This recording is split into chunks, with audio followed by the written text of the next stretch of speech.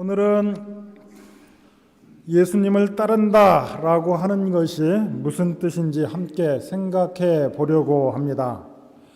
지난 주간에 이어서 마태복음 8장을 계속해서 살펴보고 있는데요. 마태복음 8장 후반부의 내용은 예수님께서 갈릴리 호수를 건너가 가다라 지방에 도착하시는 이야기입니다. 그러니까 갈릴리 바다를 건너가는 도중에 풍랑이 있는 바다를 잠잠케 하신 일과 가다라 지방에 도착하셔서 귀신 들린 자 두 사람을 자유케 하신 사건입니다. 오늘 지금 우리가 온 가족 예배를 드리고 있는데요. 아이들도 있고 해서 성경을 조금 구체적으로 이해해 보자라는 차원에서 퀴즈를 준비했습니다. 목적은 갈릴리 호수의 크기가 어느 정도인지 가늠해 보자는 취지인데 두 가지 퀴즈입니다. 이 퀴즈가 뭐라고 이렇게 눈을 반짝이시면서 저를 쳐다보시는지 살짝 긴장이 되는데요. 사진을 조금 띄워주시지요. 오른쪽 사진을 보면 이 노란색 좀 해상도가 떨어져서 자세히 잘 안 보이는데 이 노란색 부분, 가운데 노란색 부분이 우리가 성경에서 말하는 이 갈릴리 지역입니다. 갈릴리 지역이고 갈릴리 노란색 옆에 동그란 구멍 같은 데가 바로 이 갈릴리 호수입니다. 갈릴리 호수인데 왼쪽에 보면은 이 구글 맵에서 제가 스크린 캡처를 해서 붙여놓은 건데 이 북쪽하고 남쪽을 거꾸로 뒤집어 놨습니다. 왜냐하면 그렇게 하고 이렇게 쳐다보면 이 갈릴리 호수하고 알스터 제하고 모양이 얼추 비슷합니다. 여기서 이 퀴즈 들어갑니다. 이 함부르크에서 가볼 만한 곳 하면 이 알스터 제를 꼽을 수 있는데 알스터 호수의 둘레가 몇 킬로미터일까요? 잠깐 이 모양으로 우리 이근영 집사님. 예? 6km. 내 믿음이 적도다. 조금 더 쓰시면 10 하시는 분도 있고 7 하시는 분도 있는데 그 아우센 알스터만 하면 7.4km고요. B는 알스터까지 다 포함하면 한 10km 정도 된다라고 합니다. 그리고 그래서 면적을 계산을 하면 1.64 제곱킬로미터입니다. 여기서 두 번째 퀴즈. 알스터 제가 클까요? 아니면 갈릴리 호수가 클까요? 다 참여합니다. 알스터 제가 크다라고 생각하는 사람 주먹, 그리고 갈릴리 호수가 크다라고 생각하는 사람 손바닥. 다 드세요. 자, 퍼쩍. 알스터 제가 크다 주먹, 그리고 갈릴리 호수가 크다 보자기. 자, 이 정답 맞힌 사람은 엄마하고 아빠가 아이스크림 사줄 거예요. 자, 갈릴리 호수가 더 큽니다. 자, 공교롭게도 이 두 호수에 틀린 사람만 남모르는 부끄러움이 있는 겁니다. 공교롭게도 이 모양은 비슷한데 이 갈릴리 호수의 둘레는 53km고요. 이 면적을 계산하면 166 제곱킬로미터입니다. 그러니까 이 성경에서 막혀 있는 까닭에 갈릴리 호수라고도 이야기하고 갈릴리 바다라고도 하는데 알스터 호수의 면적이 1.64 제곱킬로미터니까는 이 알스터 호수에 가셔서 이 알스터 호수를 보면서 갈릴리 호수는 저거보다 100배가 크구나라고 생각을 하시면 거의 정확한 겁니다. 이 갈릴리 호수의 크기를 머릿속에 그리시면서 오늘 본문을 한번 살펴볼 건데요. 오늘 이 두 가지 사건의 의미를 생각하기에 앞서 우리가 먼저 질문해 볼 것이 있습니다. 마태는 예수 그리스도의 복음을 전하면서 왜 이런 기적들을 연이어 소개하고 있을까요? 마태는 자기 동족 유대인들, 그 중에서도 특별히 종교 지도자들이 예수님을 이해하지 못하는 까닭에 복음서를 썼습니다. 예수가 누구신가? 마태가 내놓은 답은 이렇습니다. 유대인들이 구약 성경을 붙들고 믿고 그렇게 기다리던 메시아가 다름 아닌 예수다라는 사실을 전하기 위해서 마태복음을 썼습니다. 그래서 마태복음 1장에서는 그렇게 지루한 아브라함과 다윗의 후손으로 오신 예수 그리스도의 족보를 설명하고 있고요. 그리고 마태복음의 앞쪽에 자리한 5장에서 7장까지 긴 설교를 앞쪽에 배치하고 있는 겁니다. 이유는 이스라엘 백성들에게 율법이 전부가 아니라 우리 인간에게는 죄를 감당할 메시아가 필요하다라는 점을 지적하기 위해서입니다. 유대인들 모든 민족들 가운데에서 가장 먼저 율법을 받았으나 율법을 온전히 지켜낼 실력이 없었다. 그런데 이것은 다만 유대인의 문제가 아니라 모든 인간의 문제입니다. 율법을 다 지킨다라고 하는 것은 그 마음에 미움이 없어야 한다. 만약에 누군가를 미워한다면 살인하는 율법을 범한 거나 다름이 없다. 마음에 음욕이 있다라고 하면 간음이라는 행동이 없어도 그 율법을 범한 것이다. 우리는 보통 죄와 죄의 열매를 혼동하는 경우가 있는데요. 살인, 간음 이런 것은 죄의 열매이지 죄라고 이야기하지 않습니다. 예수님은 우리 인생의 죄의 문제를 해결하여 하나님과 화목을 이루려고 하셨고 이 죄는 마음에서 시작된다라는 것을 지적하셨습니다. 예수님은 우리 인생의 죄의 문제를 해결하여 하나님과 화목을 이루려 이 땅에 오셨습니다. 그러니 정치, 군사적 메시아로 오신 것이 아니라는 점을 이 마태는 힘주어 강조하고 있습니다.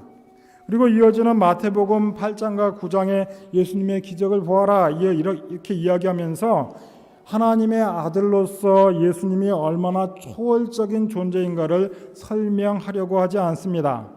8장에서 보았던 기적의 결론으로 8장 17절이 말하는 것처럼 이는 선지자 이사야를 통하여 하신 말씀에 우리의 연약한 것을 친히 담당하고 병을 짊어지셨도다 함을 이루려 이 땅에 오셨다라고 선언합니다. 이적이 중요한 것이 아니라 이 예수가 구약이 예언한 그 메시아, 우리의 죄를 감당하러 오신 그 주님이라는 것을 알려주기 위한 것이 바로 마태복음의 으뜸되는 목적이라고 하겠습니다. 그래서 18절 말씀을 보니 예수께서 무리가 자기를 에워싸는 것을 보시고 건너편으로 가기를 명하시니라. 예수께서 행하신 기적이 너무 신기하니 무리가 몰려들었습니다. 그래서 예수님은 자리를 옮기시려고 하는데 이 19절 말씀, 한 서기관이 나와 예수께 말씀하시되 선생님이여 어디로 가든지 저는 따르리이다. 예수님께서 직접 찾아가 모으신 12명의 제자와 비교한다면 엄청난 스펙을 가진 사람이 제자 되기를 자처하고 나온 것입니다. 여러분, 고대 사회에서 글을 읽을 수 있는 사람은 몇 명 되지 않았습니다. 굉장히 적은 숫자였고 대부분의 사람은 말씀을 읽고 묵상하는 것이 아니라 듣고 묵상했습니다. 그러니 제가 매일 보내드리는 그 링크 확인하셔서 공동체 성경 읽기에 참여하시고 지금 살짝 웃고 계신 분들은 보내주시는 거 그것마저도 좀 듣지 않은 분일 공산이 큰데 읽어서 일독하시면 좋겠으나 듣는 것으로라도 성경 일독하는 여러분 되시기를 예수님의 이름으로 축원합니다.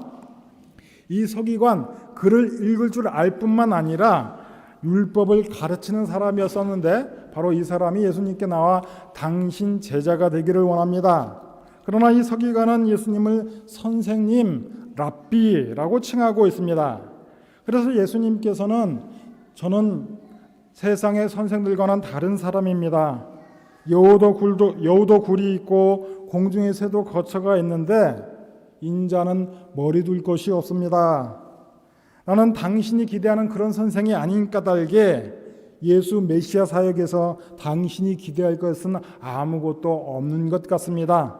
그러니 실망해서 이 서기관 돌아갑니다. 21절 말씀, 제자 중에 또 한 사람이 이르되 주여 내가 먼저 가서 내 아버지를 장사하게 하옵소서. 이 두 번째 제자는 제자로서 소개되기도 하고 예수님을 주님이라고 부르며 나오고 있습니다. 그런데 주님께서 충격적인 말씀을 하십니다. 돌아가신 아버지를 장례하는 것, 유대 사회는 말할 것도 없거니와 이방 사회에서도 굉장히 중요한 일이기 때문입니다. 그래서 이렇게 해석합니다.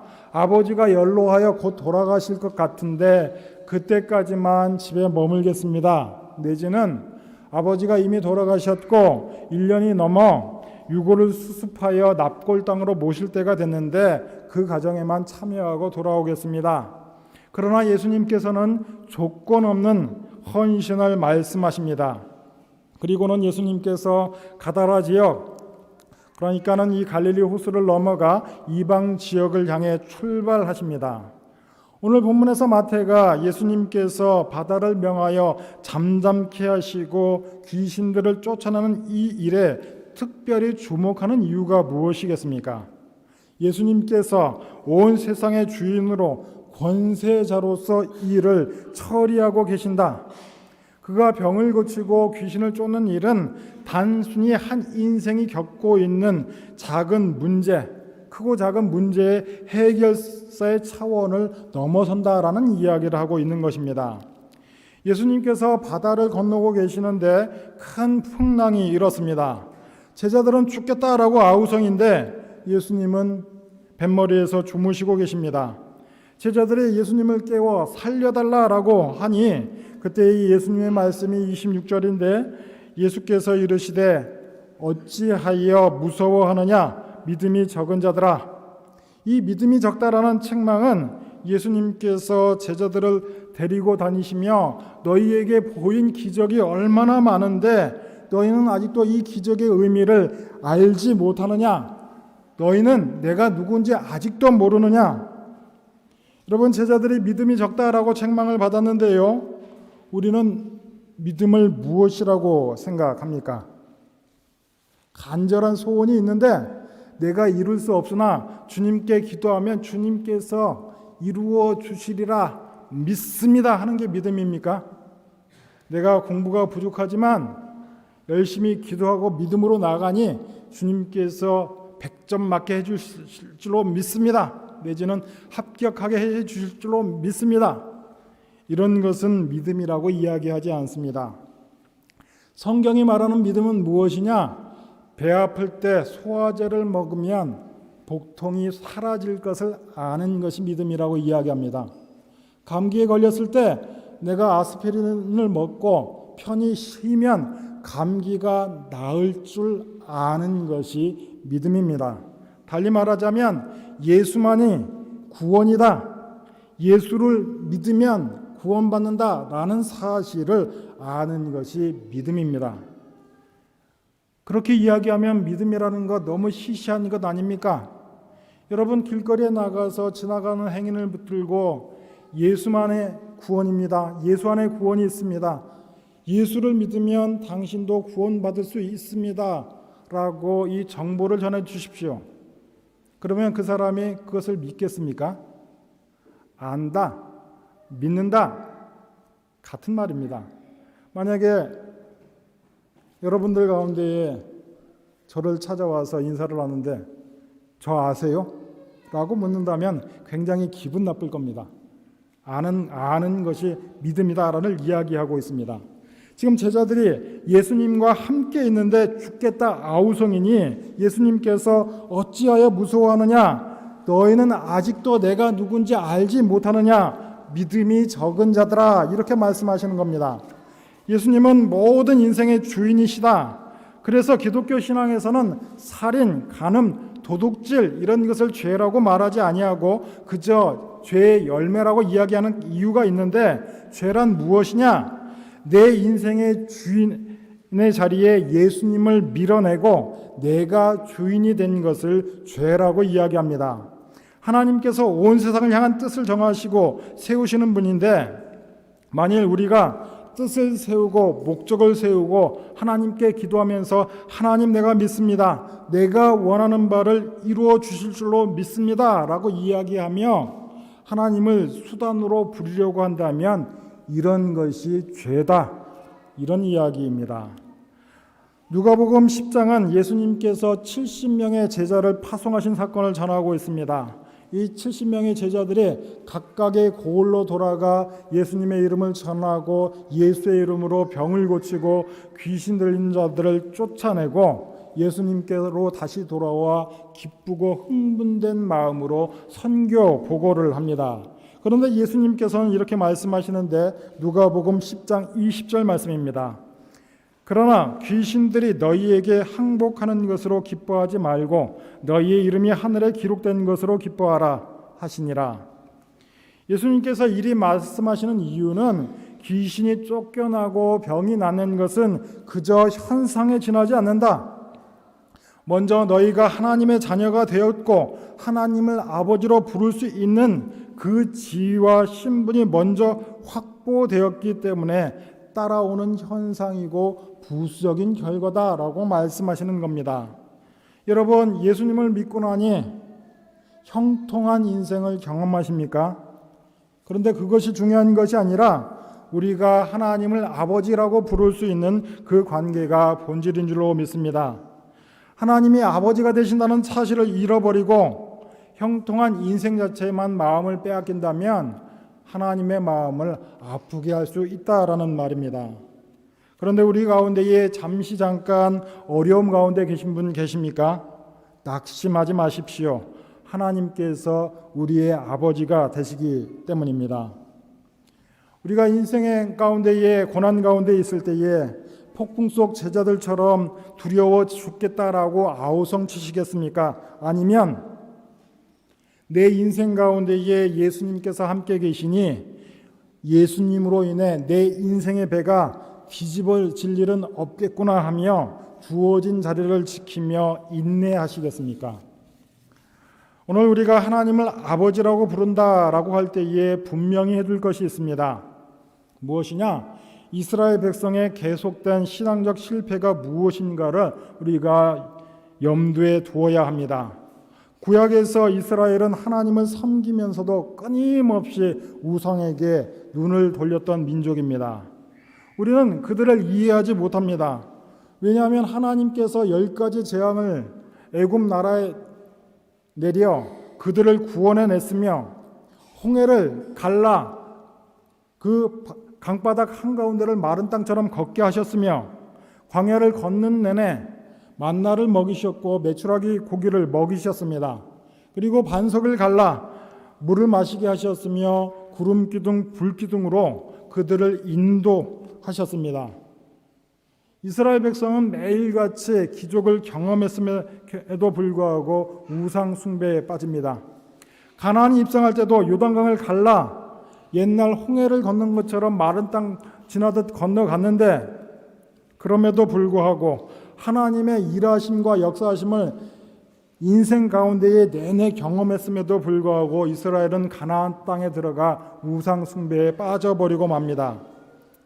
그들이 그렇게 된 이유는 하나님과 우상의 차이를 구별하지 못했기 때문입니다. 이스라엘 백성에게 하나님은 그저 소원을 이루는 수단이었고 우상도 소원을 이루는 하나의 방법이라고 생각했던 것입니다. 이스라엘 백성 스스로가 인생의 목적을 정하고 하나님께서 자신의 목적을 이루어주는 수단이라고 착각했습니다. 말하자면 여호와 하나님께서는 전쟁에서 승리를 가져다주는 신이고 바알은 풍요의 신이라고 생각했던 것입니다. 그러니 하나님도 섬기고 바알도 섬기고자 했던 것입니다. 이렇게 이야기하면 이스라엘 백성들 어리석을 것 같은데 우리는 그들과 다르다라고 여러분 생각하십니까? 우리도 끊임없이 내 인생의 스스로 주인이 되고 하나님을 부리려고 합니다. 오늘 우리가 어떻게 하나님을 믿고 어떻게 하나님을 생각하고 있는지 돌아보았으면 합니다. 어떻게 해요? 하나님께 드리는 우리의 기도의 내용을 살펴보면 될 것입니다. 우리는 매일같이 하나님 앞에 기도한다라고 하면서 내 소원을 아뢰기에 너무나도 분주합니다. 하나님께서 우리의 아버지가 되시고 내 편이신 것만으로 마음에 평안이 없고 하나님께 항상 구하며 세상도 줄 수 있는 그것을 우리 하나님께 달라고 항상 요청합니다. 그러니 구약 성경에서 이스라엘 백성들이 여호와 하나님과 더불어 바알을 섬긴 것과 다르지 않다라는 말입니다. 예수님께서 이 땅에 오실 때 다만 병을 고치러 오신 것 아닙니다. 예수님께서 다만 바다를 잠잠케 하시려고 오신 것도 아닙니다. 그 모든 일들 하나님이신 예수님께서 특별히 하실 필요가 없는 일들이었습니다. 그런데 우리는 예수님께서 다만 병자를 고쳐러 오신 것처럼 빵을 주시는 기적을 베풀러 오신 것으로만 알고 거기에만 집중합니다. 마태복음을 읽어가면서 그 부분을 우리는 분명히 확인해 나갈 것입니다. 사랑하는 열린문교회 성도 여러분, 우리가 예수를 믿는다라고 하는 것 무엇을 뜻합니까? 우리가 예수를 따른다라고 말할 때 놓치지 말아야 할 것이 무엇이 있습니까? 예수님만이 우리 인생과 우리 존재에 충분한 답이 되신다. 예수님만이 유일한 답이라는 것을 끊임없이 확인하는 것이 우리의 신앙의 과정이요 믿음의 경주의 내용인 줄로 믿습니다. 오늘 말씀 가운데에 세상적인 조건을 다 갖춘 서기관과 같은 사람도 예수님의 제자가 되지 못했습니다. 여전히 세상 것에 연연하는 사람도 예수님의 제자가 되지 못했습니다. 그러나 예수님께서 12 제자를 찾아가셨던 것처럼 그 예수님께서 우리를 찾아오시어 제자로 부르신 줄로 믿습니다. 다만 예수님께서 부르신 그 자리에 함께 하시는 여러분 되시기를 예수님의 이름으로 축원합니다. 다만 한 가지 우리가 조심할 것은 예수님께서 함께 하신 그 자리에도 풍랑이 찾아올 수 있다라는 사실입니다. 우리가 예수님을 따른다라고 하는 말은 고난이나 눈앞의 어려움에 집중하는 것이 아니라 내 곁에 계시는 예수님께 집중하는 것임을 우리가 압니다. 그러니 문제는 풍랑, 내 삶의 크고 작은 문제가 아니라 예수님을 신뢰하는 나의 마음이 가장 큰 문제인 줄로 믿습니다.